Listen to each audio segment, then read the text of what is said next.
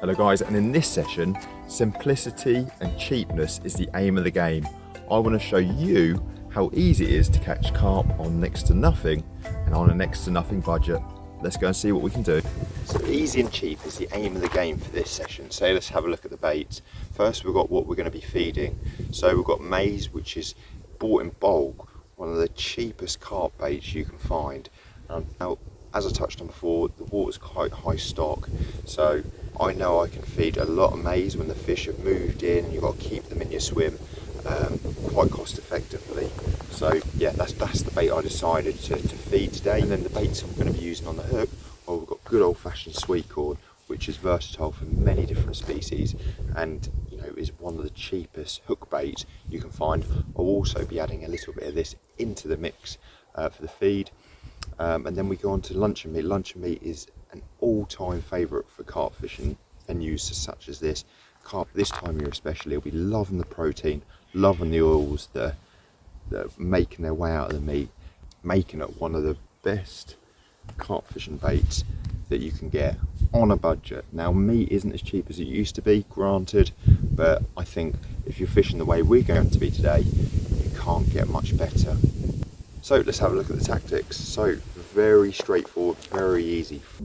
Free lining, in my opinion, is a very underused method.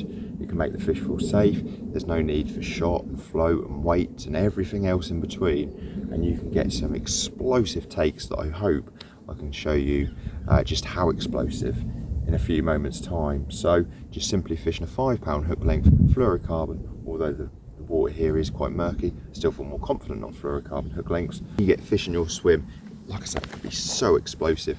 We're going to be fishing tight to the margins today. We're going to be feeding both margins so we can chop and change in between the two depending on where the carp are. Time of day, well, it's now gone 4:30, which in my opinion again is one of the best times of day to come fishing regardless of the species you're after. The heat of the day this time of year is now over. The fish will start pushing down off them upper layers and get their heads down. So how are we going to start? We're going to start by feeding a few balls of maize in each part of the swim and fish meet over the top.